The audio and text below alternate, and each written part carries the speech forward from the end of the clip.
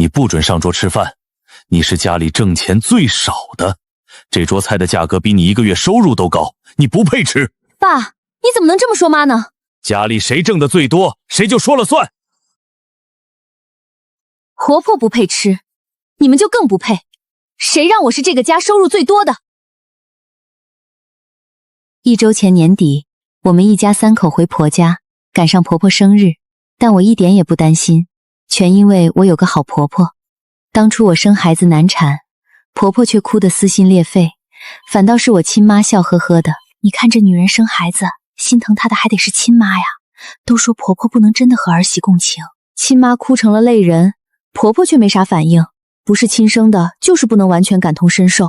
听着这些话，我心里也泛起了嘀咕，咱就生这一个，妈不想你再受这种罪。后来我才明白，婆婆是真性情，听到我惨叫就心疼的掉眼泪。婆婆照顾月子那叫一个用心，天天换着花样做月子餐，还抽空给我按摩，把我养得水灵灵，气色比孕前都好。妈，真的太谢谢您了。这都是应该的，婆婆照顾儿媳坐月子不是天经地义吗？从那时起，我彻底把她当亲妈。奶奶，哎呀，庭轩、应秋，你们回来了。妈，这是给您买的衣服、鞋子，还有首饰，您试试合不合适？哎呀，太破费了，以后别乱花钱。看到这幕，我心里五味杂陈，有点想哭。她是缺了多少关爱和礼物，才会有这样的反应啊？这也更坚定了我对她好的决心。妈，说好今天穿新衣裳的，怎么还穿着这身旧的？还没到过年呢，先不穿。妈，那是以前穷，现在日子好了，想穿就穿。再说我买了好几身，难道过年你全套上，当俄罗斯套娃？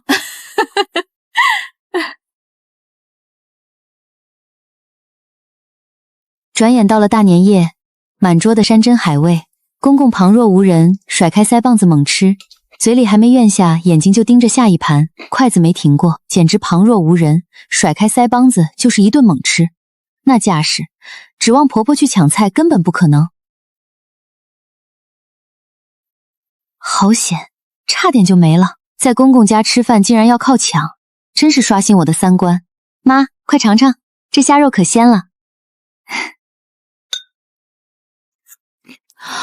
我真是开了眼了，抢菜居然能抢到别人碗里，那是我给妈夹的，爸你怎么给吃了？切，这么金贵的好东西，她吃了就是浪费。别吵了，我海鲜过敏，你快吃吧，再不吃就全没了。我猛然想起临行前老公那欲言又止的模样，他分明是早就料到会这样。我忙里偷闲瞥了眼老公，才发现他跟女儿的碗里堆成了小山，老公正慢悠悠地喂女儿，爷爷碗里也是满满当当，他们个个都是久经沙场的老将。吃饱了吗？要不妈再给你去做点儿。不用做了，我吃饱了。听见没？不用做了，大过年的再开火多不吉利，预示着来年要断粮了。没事儿，妈，杜庭轩给我加了不少菜，我差不多饱了，就是茶喝多了有点撑。妈真的海鲜过敏吗？哪有什么过敏，他就是抢不过我爸，又舍不得给自己买，所以就说自己海鲜过敏，时间长了连他自己都信了。我小时候生过一场病，我妈给我做了碗鸡蛋面，我刚准备吃，我爸下班一进门看见那碗面眼都绿了，不到2分钟就把面吃个精光。孩子病着2顿没吃了，好不容易给他弄点想吃的，现在他刚有点食欲，你连病号饭都抢，你还算人吗？有你这么当爹的吗？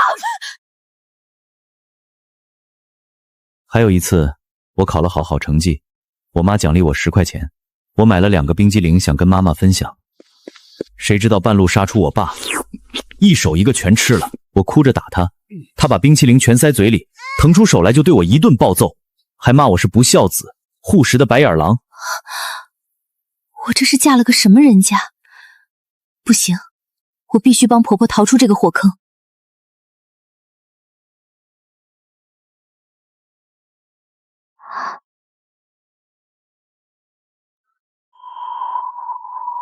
这戒指怎么这么眼熟？奶奶，这戒指真漂亮，谁给您买的？你爸孝敬我的，他眼光不错吧？是挺好看的，一看就贵，多少钱？你瞧这戒指，18000块呢，好看又吉利。这不就是我买给婆婆的那个吗？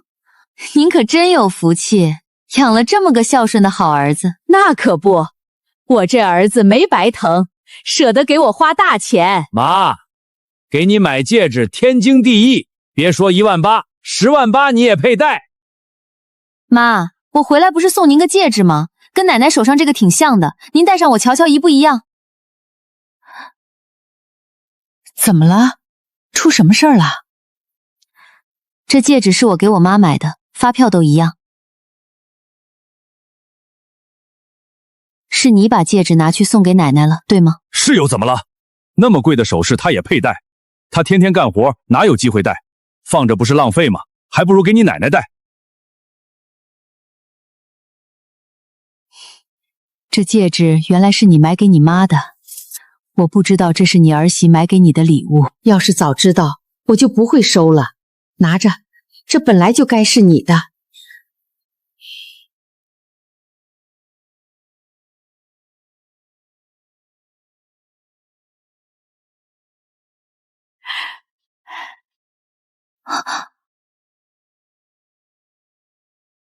大伯母她身上那件衣服，如果我没记错，也是我买的。伯母，您这身真好看，眼光真好，在哪儿买的？今年这身行头是这些年最好的，不是我挑的，是你爸给我买的。只能说你爸眼光真不错，以前抠了大半辈子，现在倒开窍了。这也是你爸送我的新年礼物，这鞋可不便宜，2000多呢，搭上衣服5000多。你爸对我真是没话说啊，就是这裤子有点瘦，穿不上，我连夜拿去改了改，现在正合适。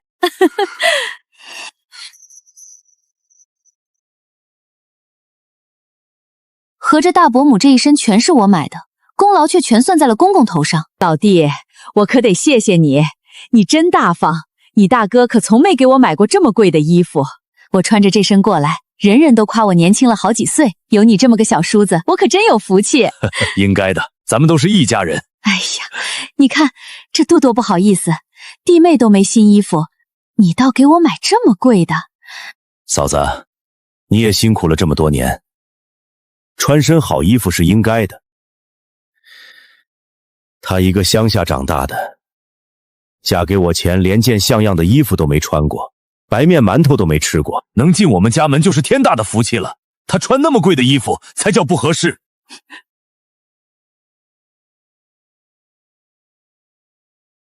她是缺了多少关爱，才会在这个家里连做人的尊严都没有？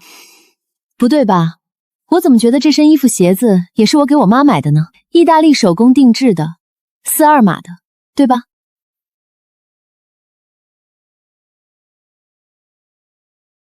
是吗？我就说他审美怎么突然变好了，难怪给你大伯和你堂哥买的东西那么丑，原来是这么回事儿。不过既然是你爸送我的，就说明你妈穿着不合适，还是我穿更有气质。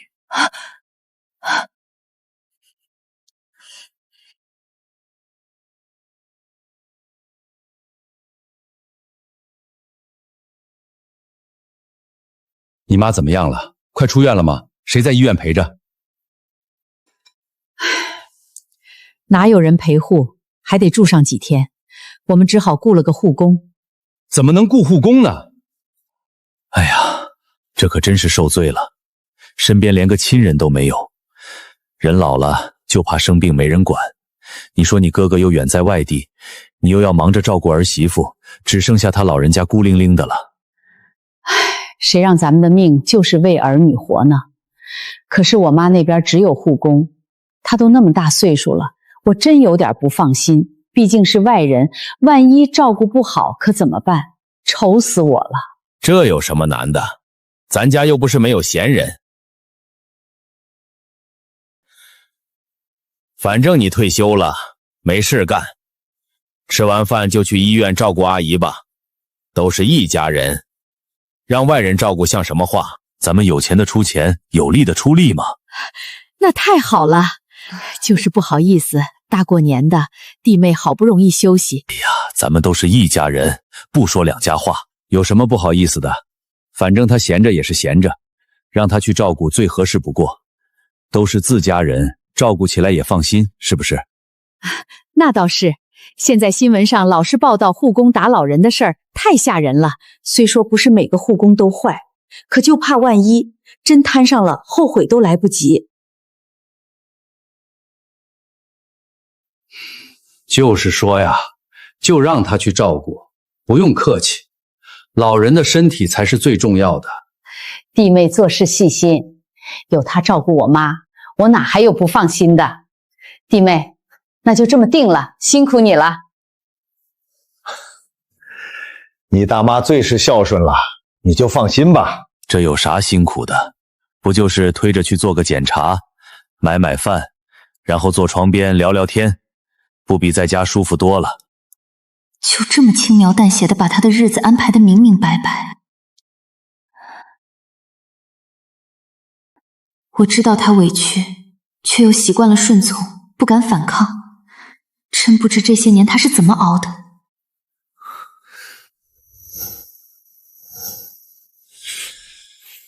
我不同意我妈去，堂哥不是休假在家吗？他去照顾自己外婆天经地义，凭什么让我妈去？你们问过我妈的意见吗？你个兔崽子！又不是让你去，你叫唤什么？你还跟你堂哥比？你不知道你堂哥好不容易休假，你嫂子又刚生完孩子，你好意思让他去医院陪床？再说他一个大男人，哪有你妈会照顾人？这方面他可是经验丰富。是啊，我妈嫁过来，谁病重都是她伺候走的。家里亲戚住院，你都派我妈去伺候，反了天了！这就是我的好儿子，敢跟他爸顶嘴了！我还活得好好的，他就敢这么放肆！我要是哪天病了，还不得翻了天！哎呀，庭轩，别跟你爸这么说话，大过年的吵架不急气，你们都别吵了。不就是去照顾人吗？我去就是了，我去就是了，你们别担心。你爸说的对，其实在医院比在家还清闲，不用做3顿饭，也不用打扫卫生。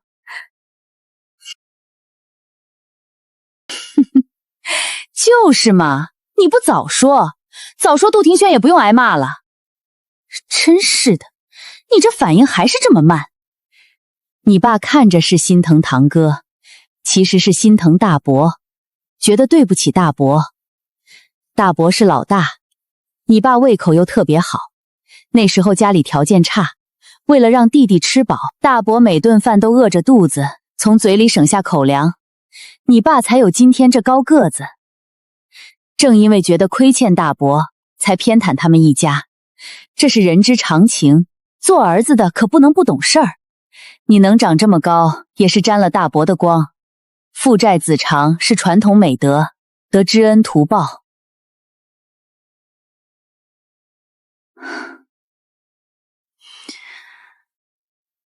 公公那番话对我没什么影响，对婆婆母子俩却很管用。这顶道德高帽扣下来，直接把老公压在座位上。伯母，我真佩服您。同样是这家儿媳妇，爸对我妈可真不咋地，对您家倒是孝顺体贴。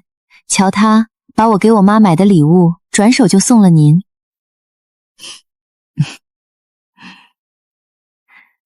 不过说到底，她对我婆婆才是最好的。毕竟送您的不过是衣服鞋子，送婆婆的可是价值18000的蓝宝石戒指呢。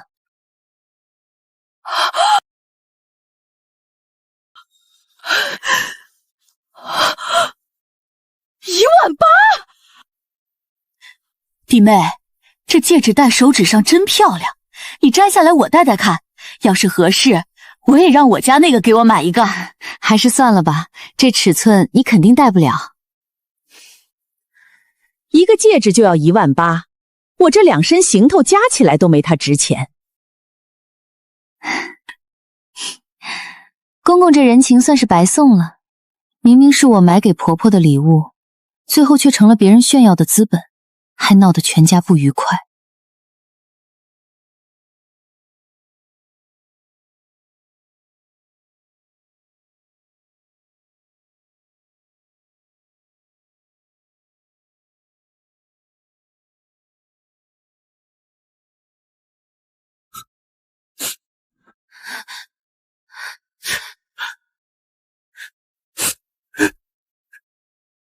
他从小就瞧不起我和妈妈。今天我妈受的这种委屈，这么多年来数都数不清。可怪就怪在她对亲戚好的不得了。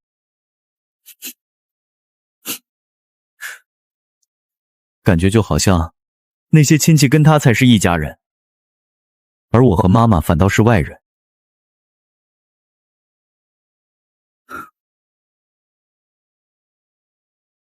我不知道劝了多少次，让妈跟他离婚，可他就是不答应，说离婚名声不好，怕影响我找工作结婚。现在我都结婚了，他还是不肯，又怕影响咱们的孩子。听说大伯母的妈要出院了，我和老公高兴坏了，准备接婆婆跟我们一起走，再不让她在这儿受着窝囊气了。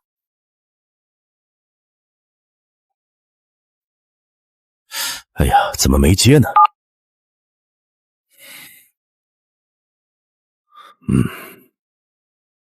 让你妈先别回家，直接去大伯母家给堂哥媳妇儿伺候月子。堂嫂第一次当妈，手忙脚乱，让你妈过去帮衬着点儿，这样大家才放心。把我妈当牛做马使唤，她自己倒落了个好名声，都夸她人好心善，都说她乐于助人，可她不过是动动嘴皮子，让我妈去卖力干活。好在再过几天就是她生日了，我盘算着等生日一过就带婆婆走，就算他们不离婚，我也不想让她再跟公公住下去了。我真怕她再这么下去会累出病来。年夜饭婆婆都没吃上，我心里过意不去。生日这天，我一定要好好补偿她，特意买了一堆好食材。我刚刚才把她按在座位上，怎么一转眼拿个饮料的功夫，人就不见了？妈，不用喊了。为什么？她不上桌吗？今天可是她生日，凭什么不上桌？哪有那么多为什么？这是我家的规矩，她生日从来不上桌的。不上桌？那她去哪儿？自然是伺候大家吃饭，人家大老远来给她过生日，她难道不该好酒好菜伺候着？再说她也不是白伺候，等客人一走，这满桌的剩菜还不都归她一个人？可比平时吃的好多了。她明明是寿星，生日宴却不能上桌，这是哪门子规矩？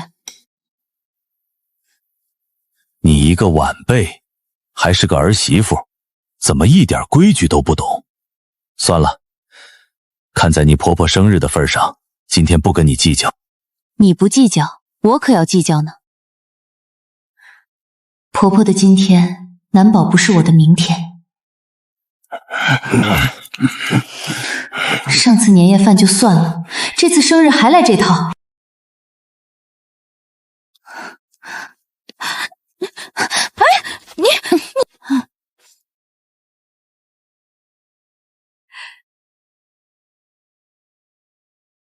这就是你家的规矩，从别人碗里抢东西吃，抢的还是寿星的菜。你婆婆都没说啥，你倒先不乐意了。跟个孩子计较，真是小心眼儿。更好了，反了天了！一个儿媳妇居然敢这么大逆不道，都是你惹的祸，还不快出去！一来就把家里搅得鸡犬不宁。妈，今天你生日，谁生日谁最大，他们爱赶谁就赶谁，我倒要看看今天谁敢让你走。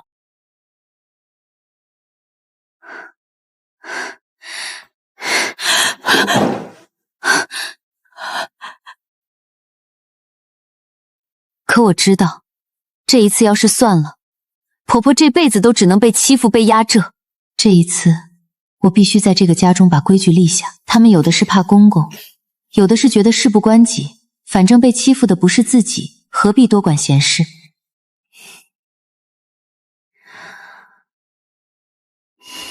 今天是婆婆的生日，她必须上桌吃饭。生日怎么了？她生日就从来没上过桌。你不知道我不怪你，但现在你知道了，就得守规矩。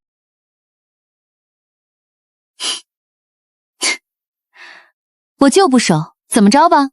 还有，这到底是什么破规矩？为什么婆婆生日不能上桌？难道你家规矩是谁生日谁就不能上桌吗？那可真是天下奇闻了。这个家的规矩就是谁挣得多谁说了算。那你可别后悔。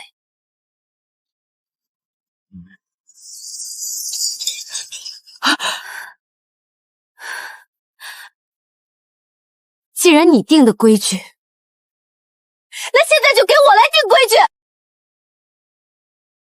我告诉你，这个家我挣的最多，所以现在我说了算。你们有一个算一个，老的少的男的女的，谁都别想吃。家门不幸，家门不幸啊！都怪我，都是我的错，你们别吵了，我走就是了。要不你去饭店吃吧。妈，别这么说，这不是你的错。这事儿说到哪儿你都占理，天下哪有不让寿星上桌吃饭的道理？那是我的金锁。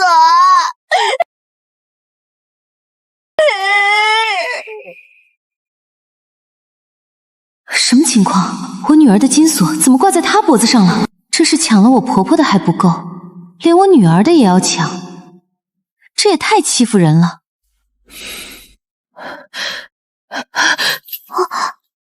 你凭什么把我孙女的金锁随便送人？这可是她外婆花10万块买的。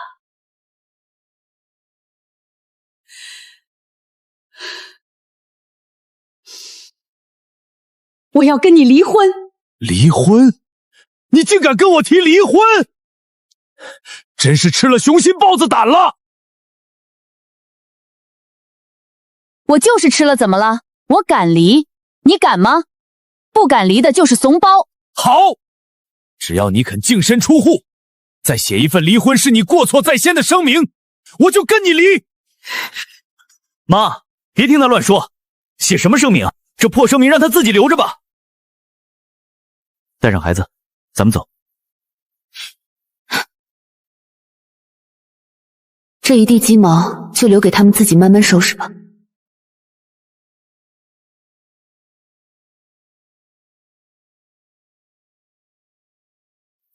妈，喝点水吧。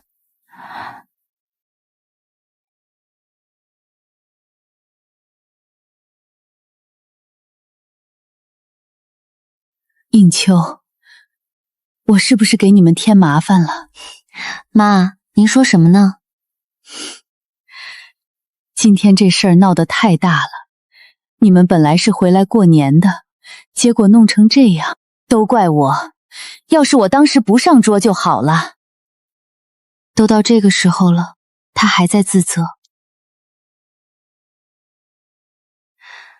妈，您听我说，今天这事从头到尾都不是您的错，错的是那些欺负您的人。您是寿星，凭什么不能上桌吃饭？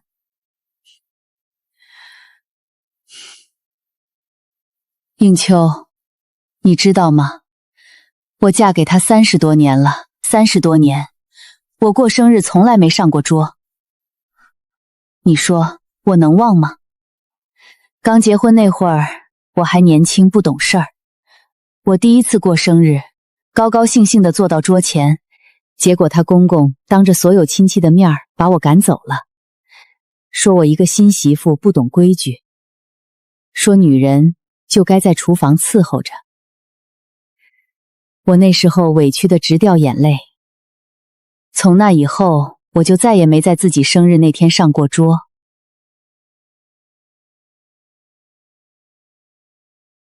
后来我也想过反抗。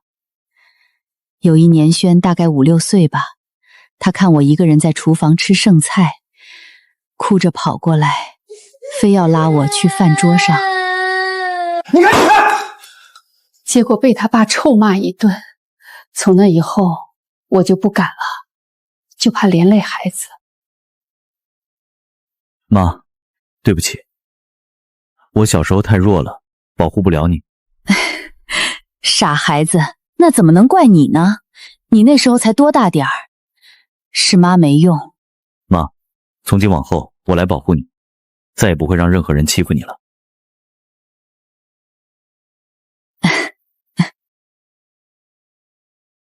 好，妈信你。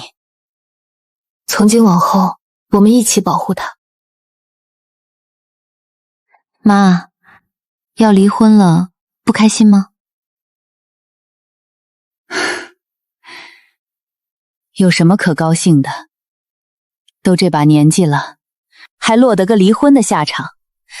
早知道会这样，当初就该早点离，也不至于受这么多年的气，还连累了庭轩跟着倒霉。而且他还不知道会在背后怎么编排我呢，到时候别人肯定都觉得他是受害者，我们娘俩这么多年的委屈不是白受了？想想就憋屈。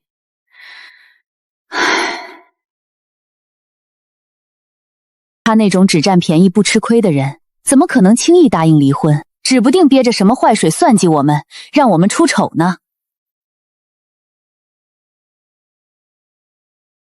之前觉得难得回趟婆家，我很珍惜这团聚的时光，所以想拍点东西留作纪念。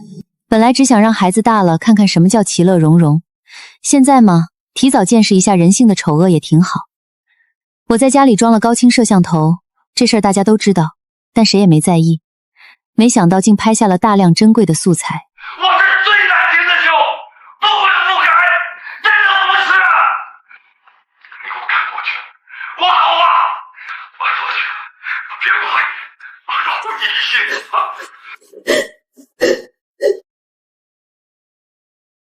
我怎么就这么傻？怎么就忍了这么多年？怎么就看不清他这个人？这么多年我过的都是什么日子？白白浪费了这么多年。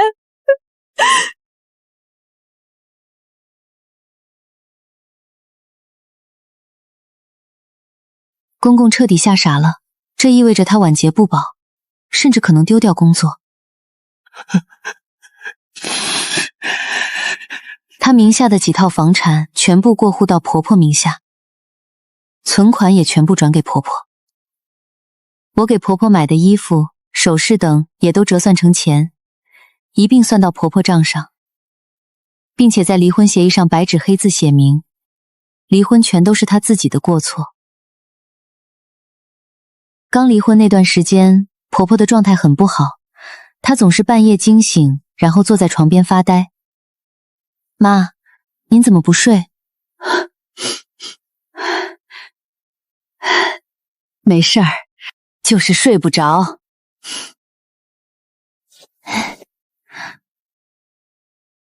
这是我结婚前照的，那时候我还挺好看的，是不是？我那时以为嫁了人就会幸福，30多年，我把最好的年华都给了那个家，到头来什么都没有。有时候我在想，我这辈子是不是白活了？妈，您没有白活，您养大了庭轩，他现在是个好丈夫、好爸爸，这都是您教育的结果，而且您现在自由了，以后的日子还长着呢。可我都这把年纪了，还能干什么呢？除了做饭、洗衣服、带孩子，我什么都不会。我连智能手机都不太会用，出门坐个公交车都要问半天。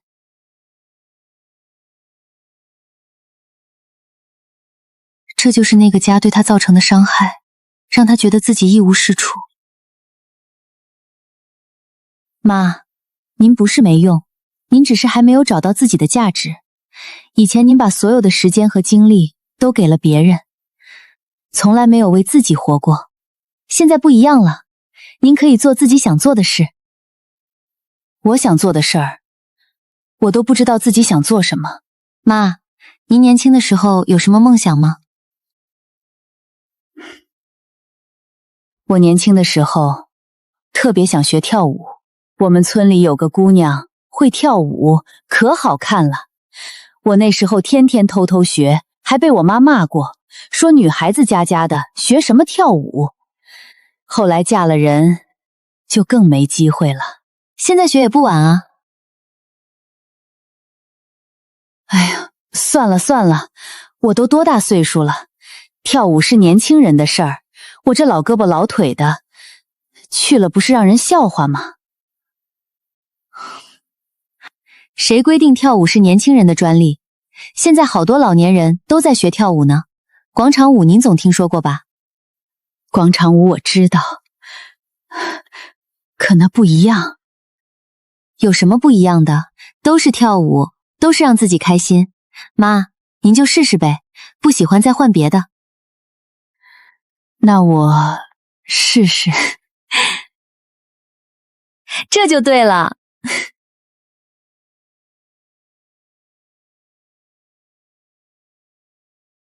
应秋，我穿这个会不会太鲜艳了？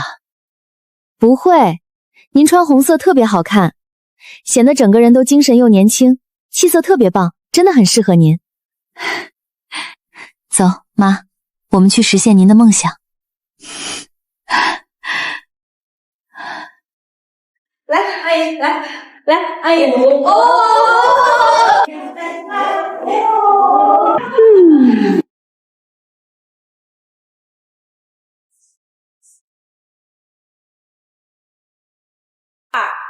3、4、5、6、7、8。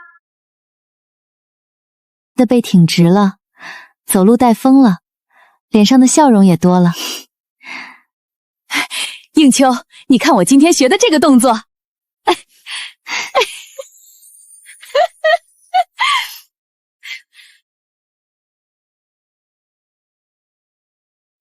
没想到竟然火了，婆婆收获了一大批粉丝，我干脆给她注册了账号，专门发布她跳舞健身的视频。应秋，我想再丰富一下视频内容。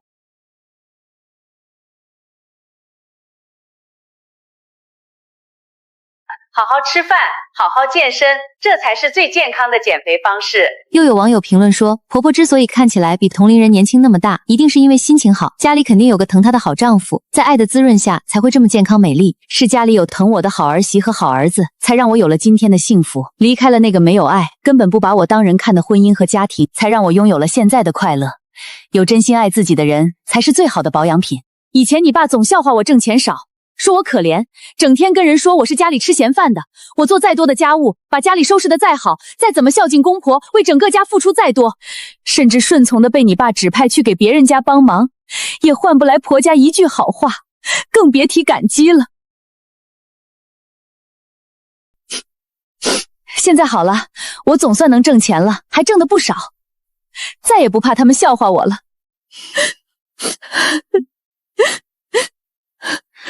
妈，那些因此笑话你的人都不是好东西，也不是真心爱你心疼你的人，根本不会在乎你挣钱多还是少。庭轩，你会因为我不挣钱就看不起我吗？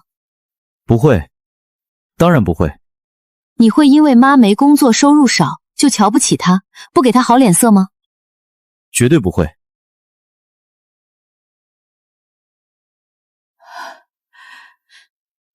对呀，以前我们村里有个女的，人特别懒，结婚后什么活都不干，连家务都不做，孩子也不带，整天就是到处闲逛，架子也大，对婆婆更是不客气。可她丈夫就是疼她，一点不在意她懒散不顾家，还乐意给她花钱。她是我们村里最让人羡慕的女人。我这是怎么了？这么多年一点都不开窍，白白拖着庭轩跟我一起受了那么多委屈。妈，现在明白也不晚啊。您看，您现在跳舞这么好，又这么会做美食，粉丝那么多，收入也上来了。最重要的是，您终于开始为自己活了，这才是最重要的。是啊，现在明白了。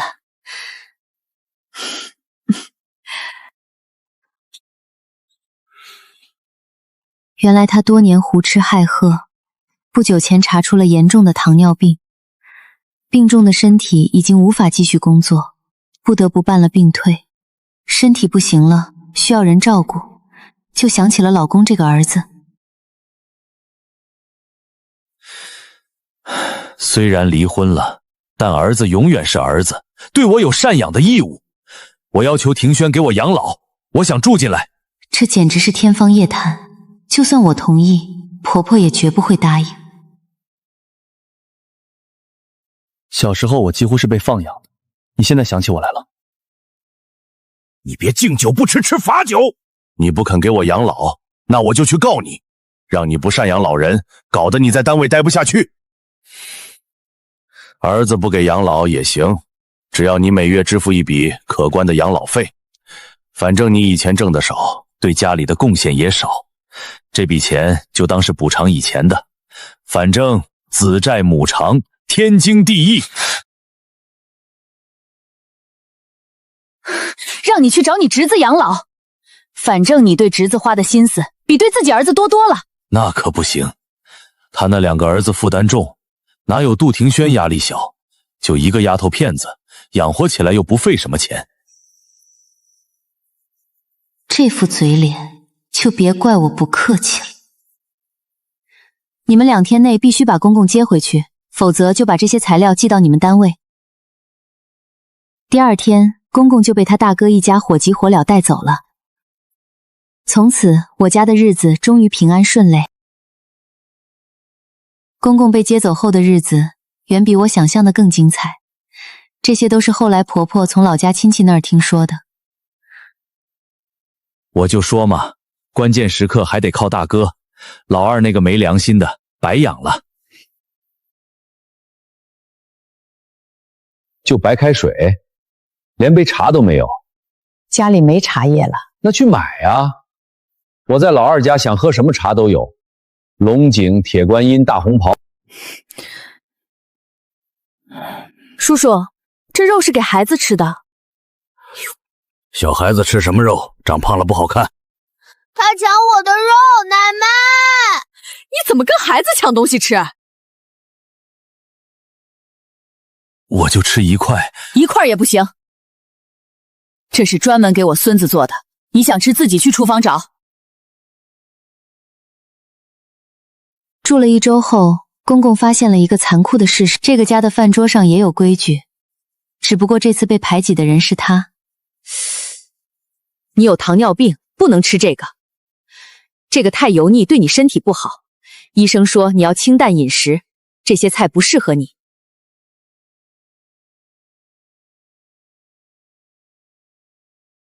我想吃口肉。肉太贵了，你又不出钱，吃什么肉？我每个月有8000退休金，那钱是给你治病的，透析1次600，一周3次，一个月7200，剩下那800块还不够买你的药呢。你还想吃肉？你要搞清楚自己的身份。你现在是病人，你吃我们的，住我们的，是我们在养你，你有什么资格挑3拣4？你挣得少，你不配吃好的。那个堂哥，你帮我倒杯水。自己没长手。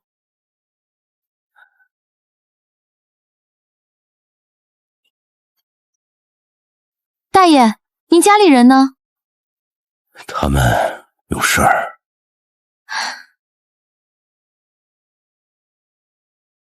娇气什么？自己去医院不就行了？现在他终于知道一个人去医院是什么滋味了。杜庭轩和我负担了所有的医疗费，但我只让护工去照顾，我和婆婆谁也没露面。我就是要让他明白，钱可以买到床位，但买不到真心的守候。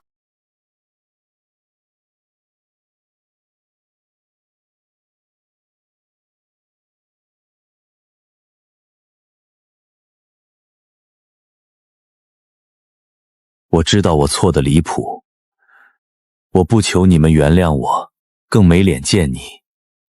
我只想让你们知道，我真的知道错了。剩下的日子，我只想做点好事。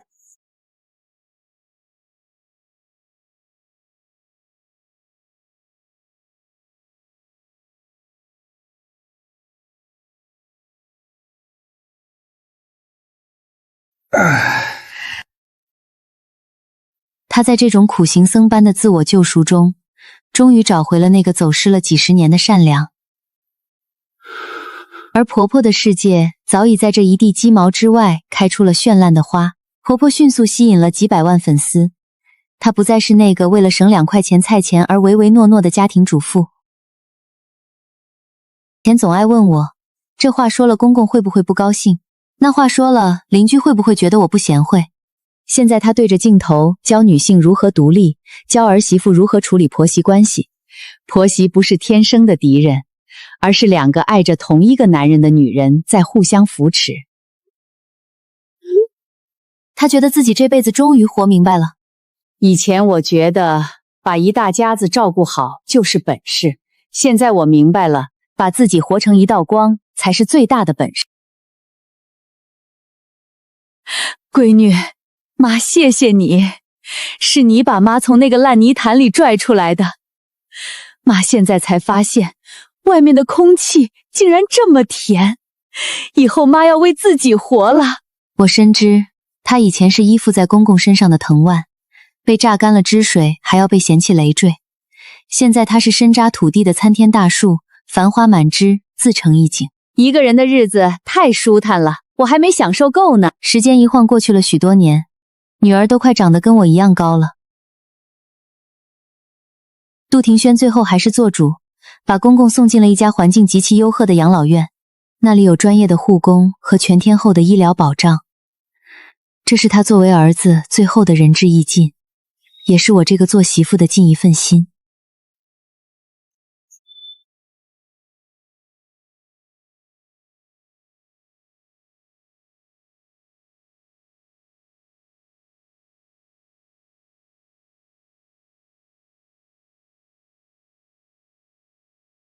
路过果摊瞧着挺新鲜，给你带点儿。在这儿住着还习惯吧？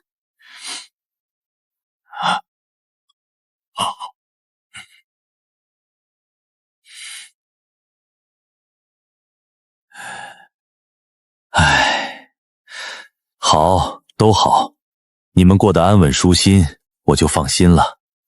那些事情了，我在这儿住着很安逸，你们不用特意挂念，也别总奔波探望，忙你们自己的生活就好，别老是往这儿跑，忙你们的正事去。唉，